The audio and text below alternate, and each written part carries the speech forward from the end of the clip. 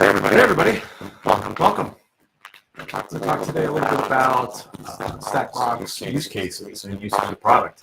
Hopefully you saw last episode, and you got the StackRox software up and running, getting into the open source project, deploying the containers. We'll talk a little bit about what you should do afterwards, or what I think you should do after we get that the software up and running. Just some basic things you should think about the product if you're using it, and then we're actually going to dig into some of the use cases, like vulnerability management, some of the deployment checking. So I'm going to play with the command line. I'm going to show you how to use the API tokens and other things to kind of get through some of the usage. I'll leave you to decide on your own how to integrate that with the CI/CD pipeline. But we can share some resources about using the ACS product and its command line tool in any of the CI/CD tools that you might be using. We have examples that include things like GitLab and GitHub and Azure DevOps. And if you're building things in a pipeline, or even if you're doing it on a workstation, you're building container images and deploying them to Kubernetes. That's a great place where you can get the rockctl command line running to do a security check before you get there. So I'm going to share my screen. I have an ACS environment or a StackRox environment up and running, and we're going to talk a little bit about the initial installation and when you have it up and running, what you should take a look at first. So hopefully you're at this point where you've got a running ACS environment. In my environment, it's really simple. I've got one cluster installed. It's got 3 worker nodes on it, so I have 3 instances or 6 instances of the collector because I've got four worker nodes and 3 infra or master nodes in this environment. This is an OpenShift cluster. In your environment, you may more or less. What you should expect to see, of course, is that everything is healthy because you're running all the appropriate deployments and they're all communicating with Central. In my case here, the collector pod's expected 7 because I've got seven nodes that I'm running on here. Now, this deployment was done with a couple of options turned on. We'll talk more about that when we get to it.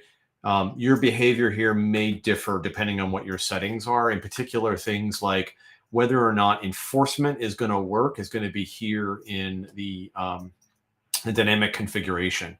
So some of this stuff is going to be after the fact. After you install StackRox, you're going to want to do some of this configuration.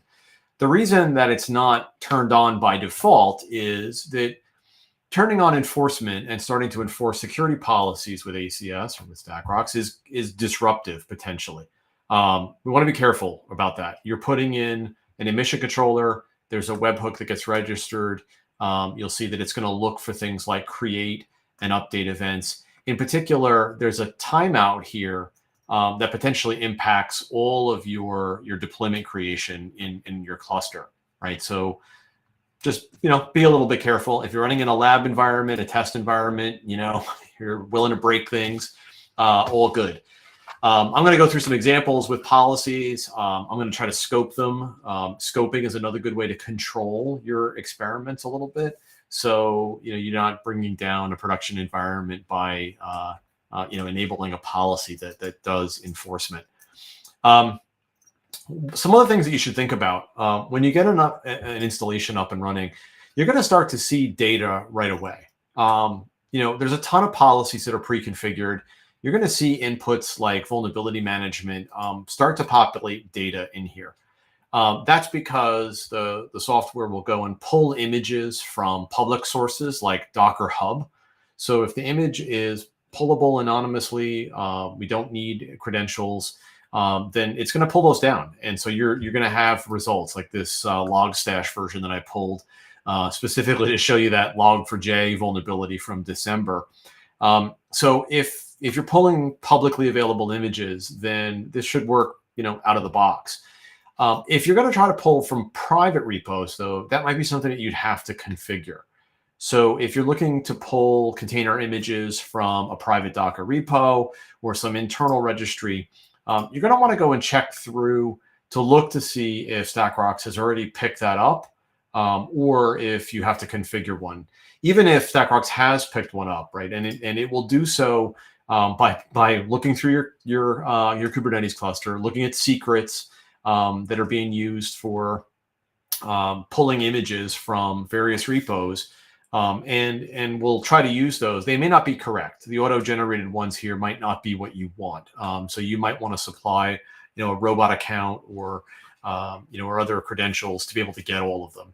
In particular, if you're going through your vulnerability management and you look at the list of images and you see images that have no results, you might have to go through a couple of pages here. You may see some images that have just 0 CVEs listed. One of the things you might want to do is check to see if you've got an integration with that registry and if the credentials are correct. This comes up a lot in an Amazon environment, for example, where you may have multiple Amazon accounts, AWS accounts that have their own ECR registry, and each one of those is going to need an integration, or you're going to need to manage how the cross-account sharing or the IAM credentials will work. You can use IAM credentials, or you can use container roles. You can also assume roles now in ACS. So if you're running in an AWS environment, there should be a method of accessing ECR in different accounts that will work for you in your environment.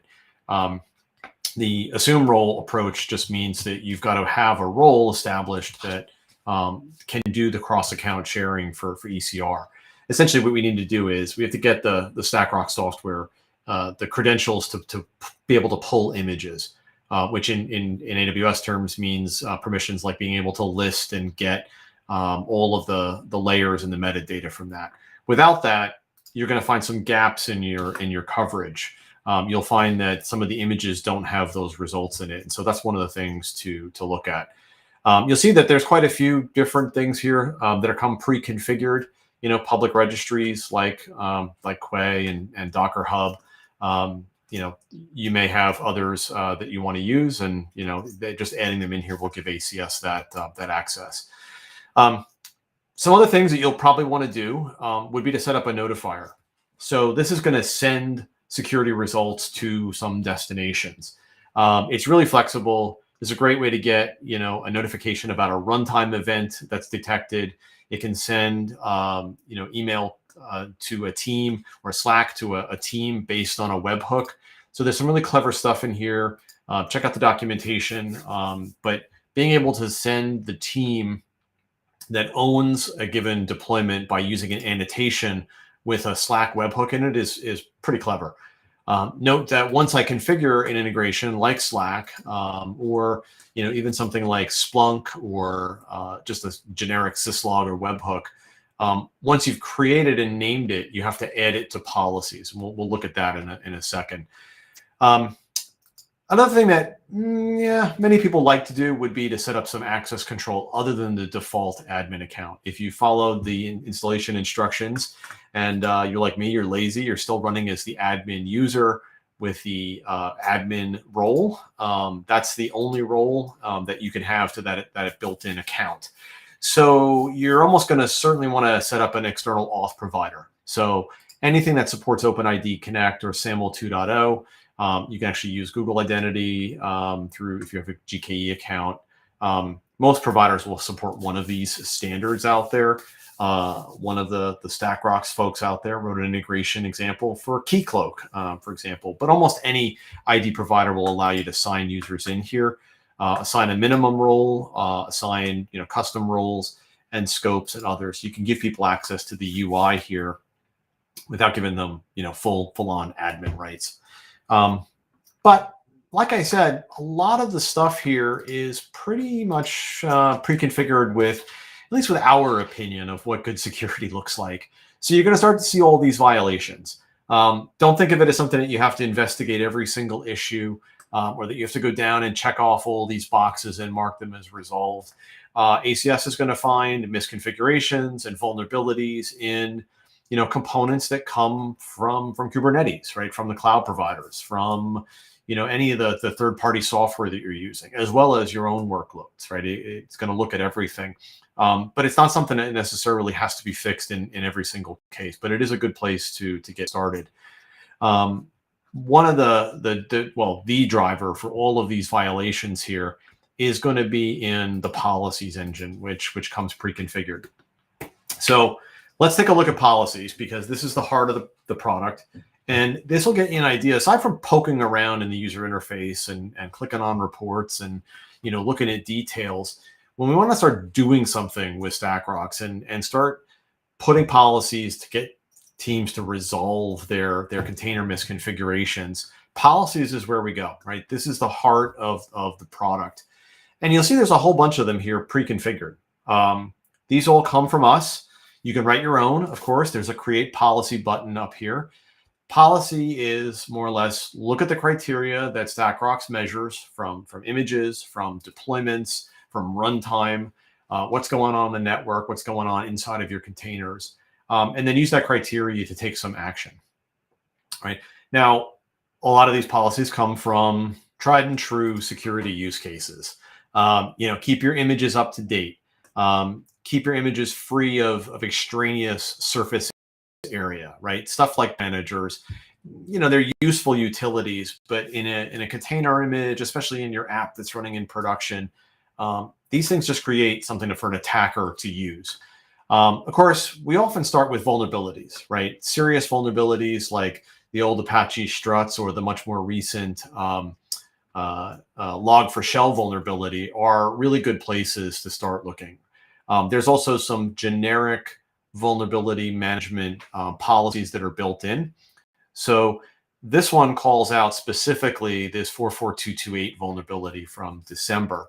But this is in addition to, it just calls out separately that particular vulnerability from the default ones where we would find this as long as a vulnerability has a fix published out there, meaning it's fixable.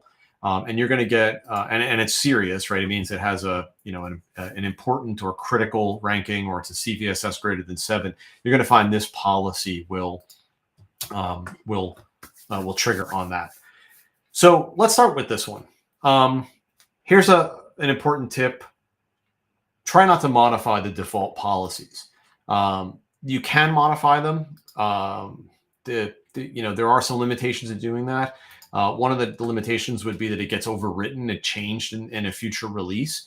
You're better off cloning a policy if you want to use it, especially if you're going to do things like enforcement. Rather than try to just modify this one, I'm going to clone this one. So here I have this, fixable severity at least important, which is a little bit tough to parse. It means that I'm looking for vulnerabilities that are either important or critical. Right, those are the two severity rankings, and then also could mean the CVSS greater than 7, and that there's a fix published upstream. So if this were, a vulnerability in something like, a Red Hat supplied component or an Ubuntu package, it means that upstream that those providers have a fix available for this. So going into my cloned policy, I'm going to leave all these things as the default. So a policy encompasses the, what do I want to do with this? It also encompasses the how should I react? And in this case, you'll see that at the build and deploy lifecycle, I'm going to set this to inform and enforce. Right now, what does this mean? It means that at the 2 stages when I can ask StackRox, like, what do you think about this image? I can do that early on in the build consciously, or I can do it sort of in line with my deployment using the admission controller. We get 2 shots at this. Ideally, you will always do it here in the build. That teams will actually look at the results. We'll take a look at this in a second. They're going to see what this looks like. And they're going to honor your request that they fix these vulnerabilities. So the build enforcement is a way to fail the command line tool, basically, to return a non-zero error code and to tell the user that, hey, there's some issues that you have to fix here. These vulnerabilities are out there, they're serious, and there's a fix published if you just go out and take advantage of that. So we'll take a look at this build enforcement.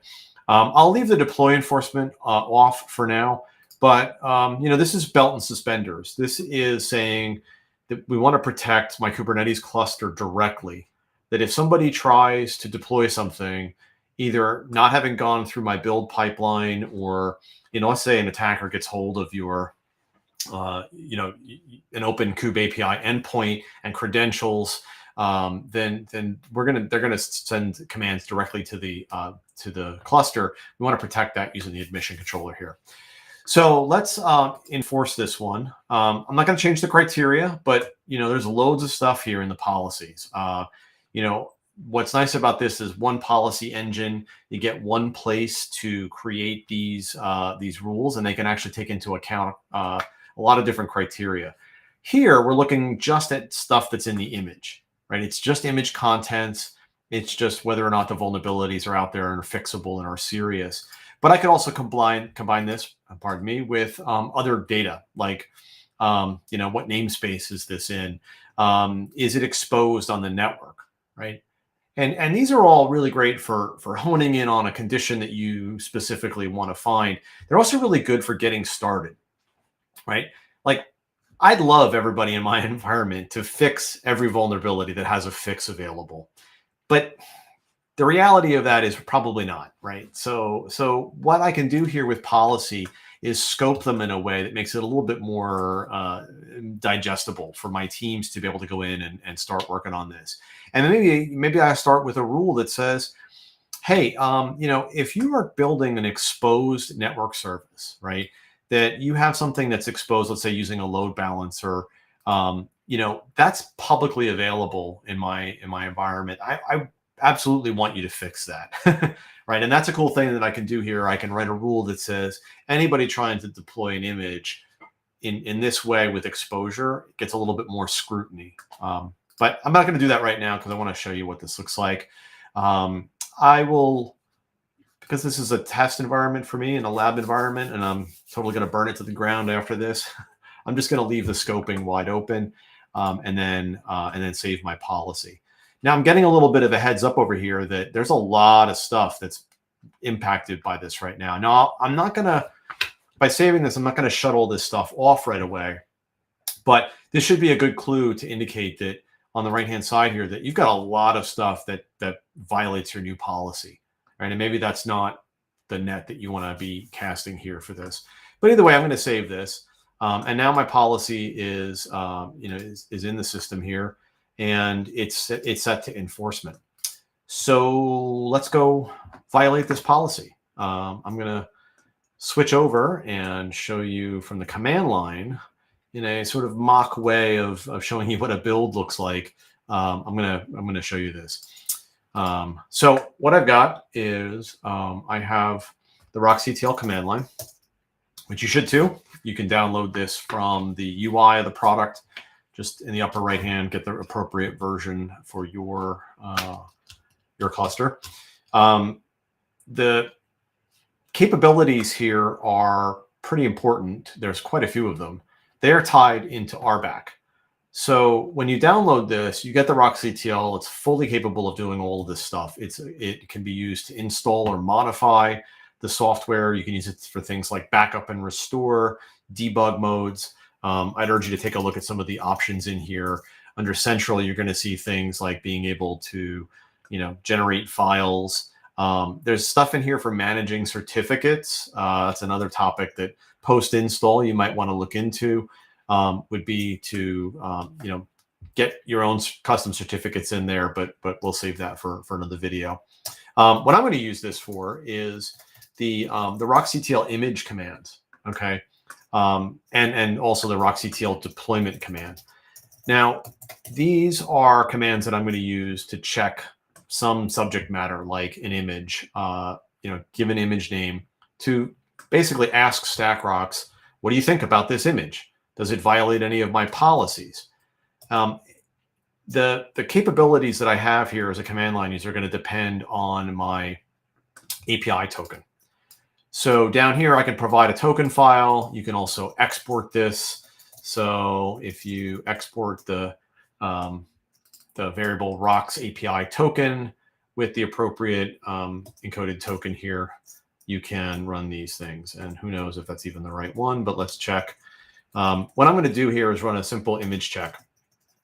And I'm going to look at one of the Red Hat supplied images out there. You can see that the only problem with it is that it has this root user. This is a low priority, but pretty typical.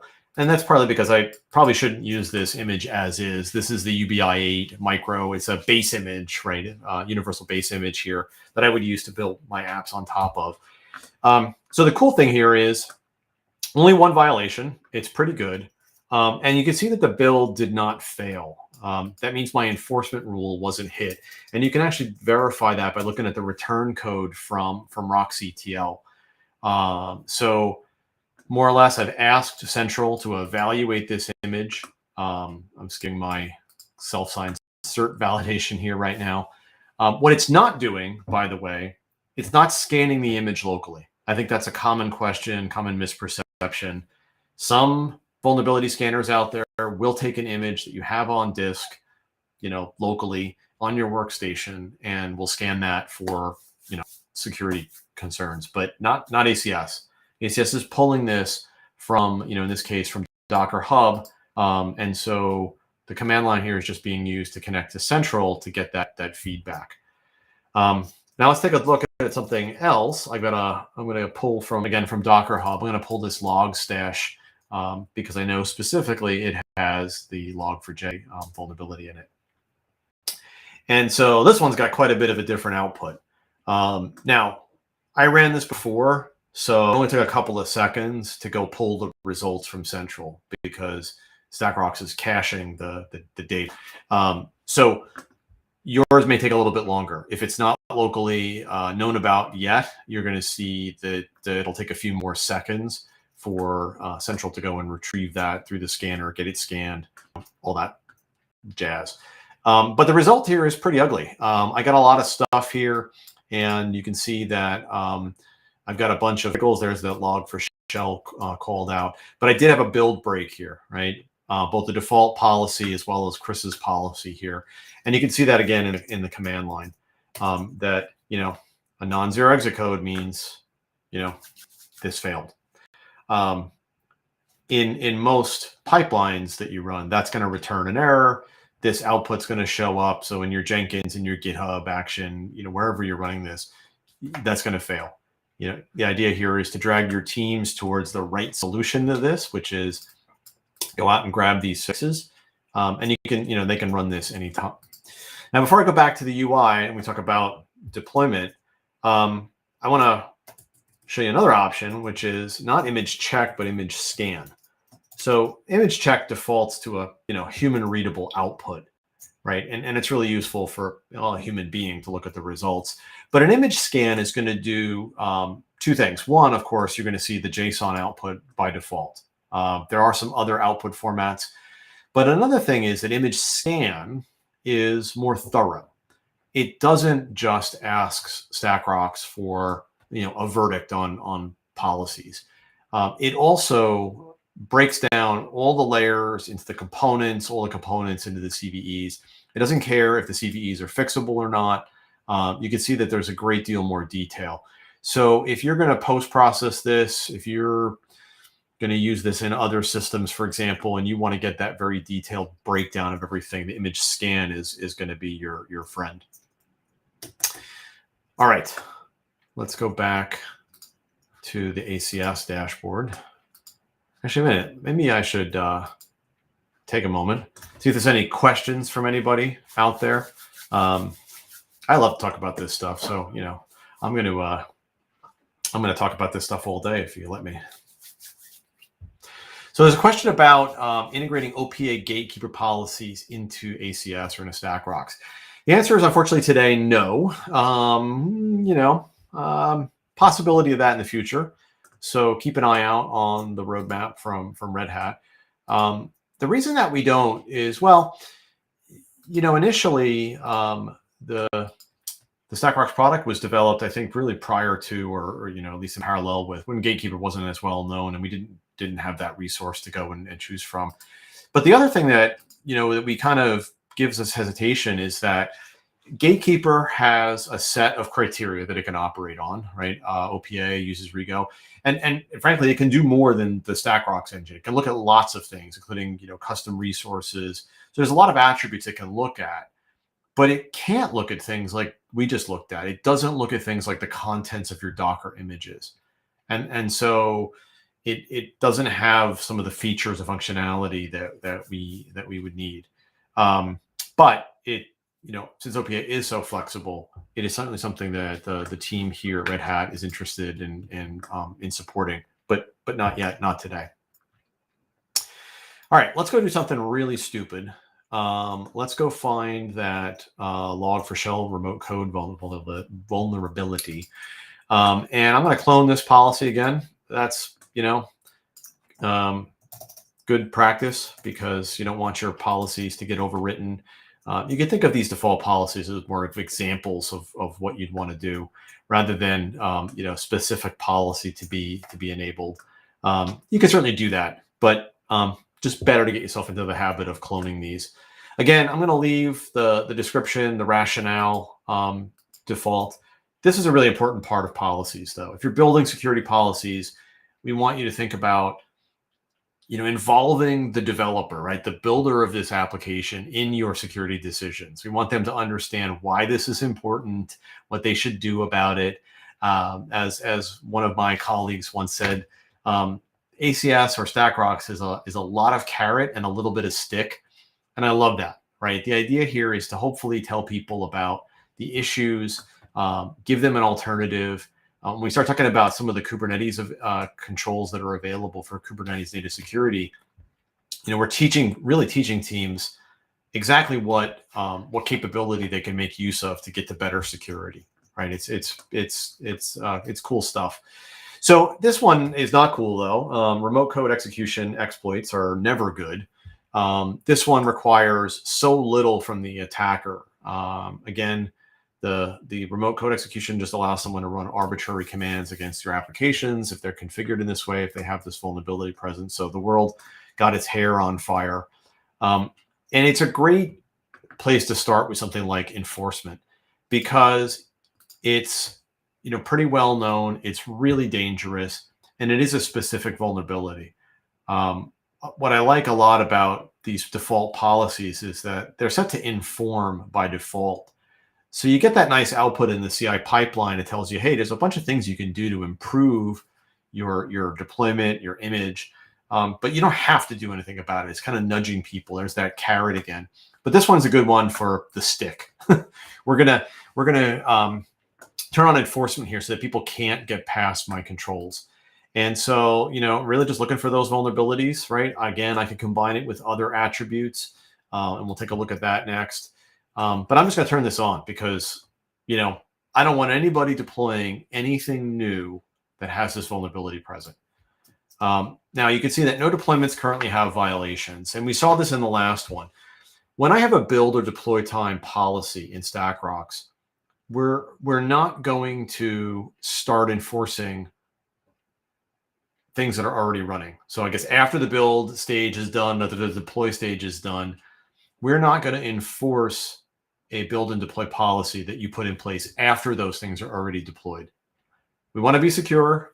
We want to have policies, but we don't want this product to come in and suddenly shut things down. So you'll see that we're very careful about the kinds of actions that are even available in the product, right? if I were to turn this on and I suddenly shut down, you know, half of my production environment because those teams haven't fixed this thing, it'd be you know, some explaining to do.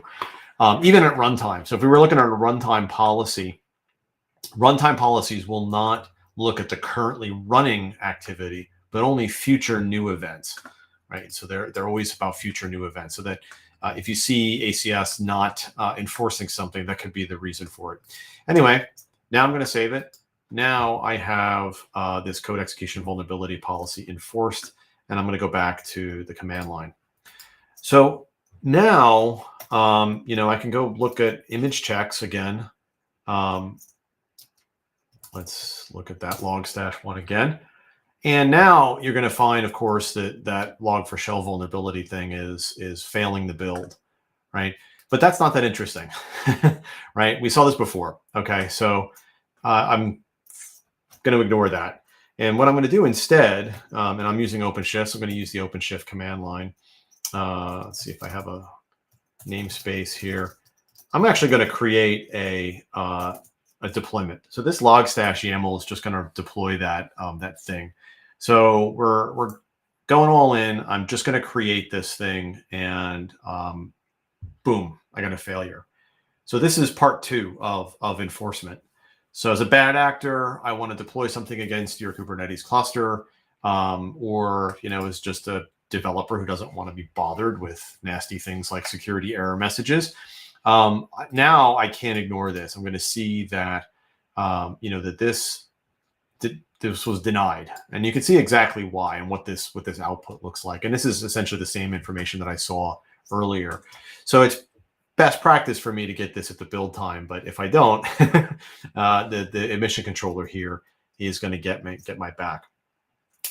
Now, this is an important thing here, that your ACS configuration may not have the same behavior, even if you turn the policy on in the same way. And that's because of the configuration that we're being very careful with here in the cluster. So when you roll out your first cluster, if you're filling it out with the form, if you're using Helm to deploy it, you need to be aware of this feature called contact image scanners.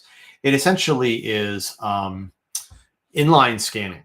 In other words, should we make the Kubernetes command line or the Kubernetes API commands wait in order for StackRox to go scan that image? You might not want to wait. And you certainly can't wait beyond 30 seconds or so. Well, 30 seconds exactly, because Kubernetes will time out. So we've got a situation here where somebody makes a Kubernetes command to create a deployment. The webhook arrives at the admission controller.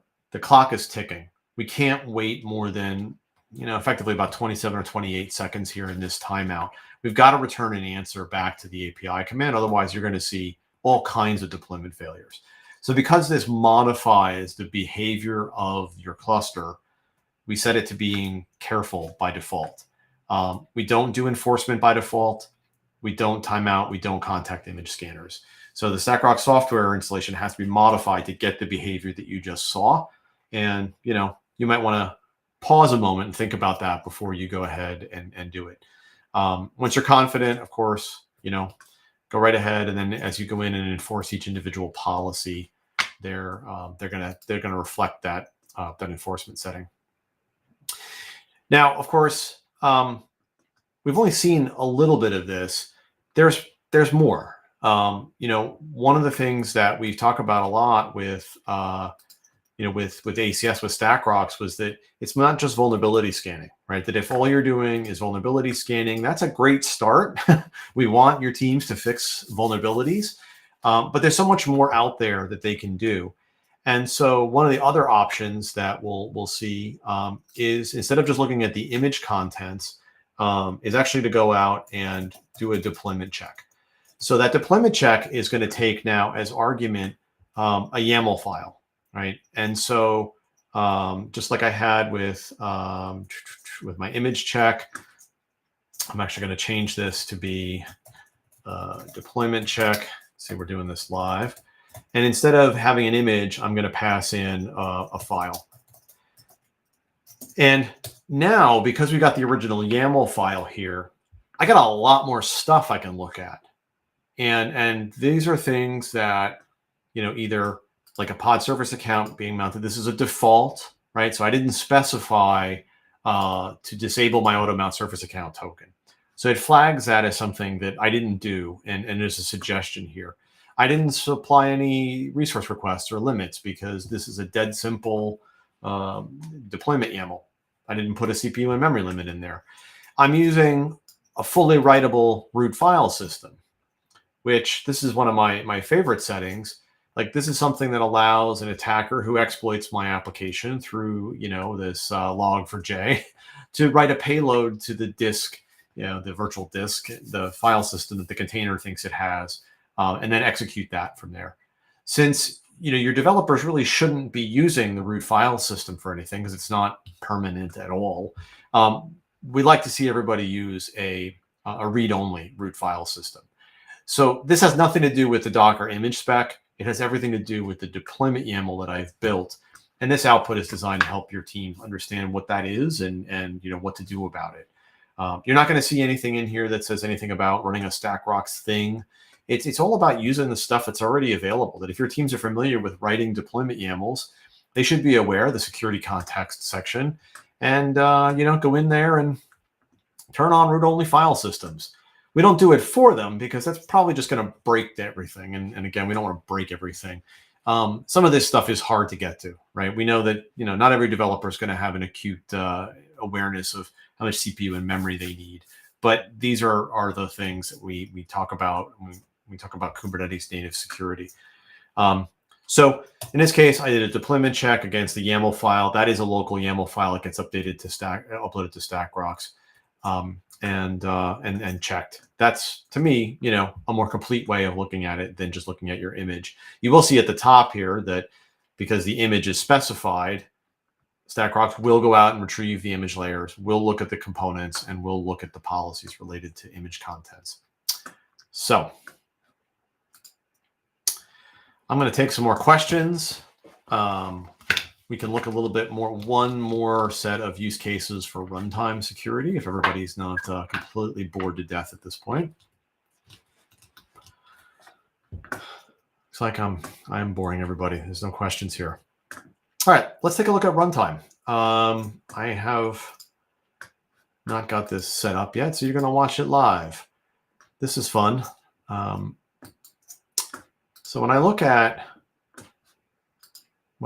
the use cases here, you're going to see some things. I'm sure you've probably seen the network graph. You may have seen some of the components and the process discovery settings here, but the network graph is a good place to start. And again, you've probably seen that the UI is focused on drawing your attention to what's right, what's wrong, helping you search through this stuff. The network detection here is being used to understand when activity in a container looks unusual, right? One of the nice things about containerized applications is that they should, if your teams are doing things the right way, they should be pretty boring. So in this case, I've got a not boring application, and we're relying on that. This is one of the things that we look at when we're trying to figure out if something is malicious or not. Did an attacker get in, start making requests out to some external site? Did they start exploring the network, try to find a place to move laterally? Did they try to, connect to that database or what have you? I could also look at that here. This is a little more hidden. So if you haven't used the StackRox interface, go into risk, click on the details of any of the risk entries in here. And then over on the right in the process discovery, and you're going to find a couple of different views. One is this list view of all the running processes. This is essentially a log of every process that was created.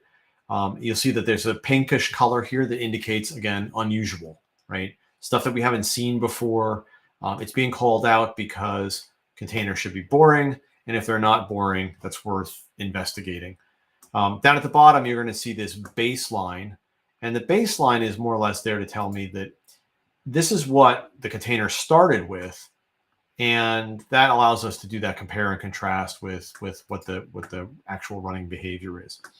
So in my case, you can also see here that we set this up, this demo environment here to more or less to look at the behavior over time and alert us when something is unusual. Now, we're doing this automatically. We've actually scripted in here a simple exploit against the struts application. You don't have to go to those links. What I'm going to do instead, I'm going to go in and look at, let's say, backend Atlas.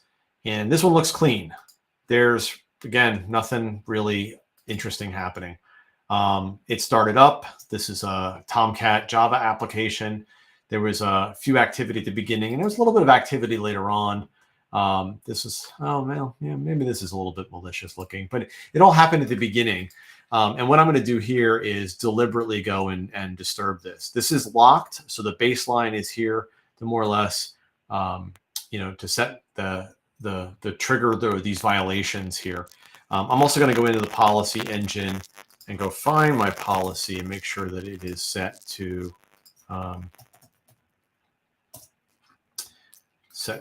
enabled and inform. It's not going to do any enforcement just now, but it is going to show up when I have this stuff. So let's go violate this rule. I'm going to go find the pod, and I'm going to exec some commands in it.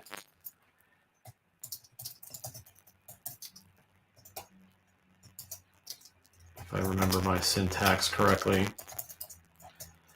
So once I get in here, just running a shell, immediately I'm starting to, to run commands, and these are going to show up in the UI of the StackRox interface.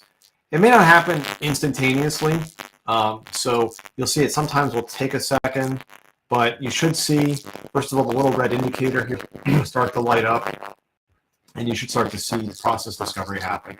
So in this case, I ran cat etsy password. You can see the arguments here. I ran bin sh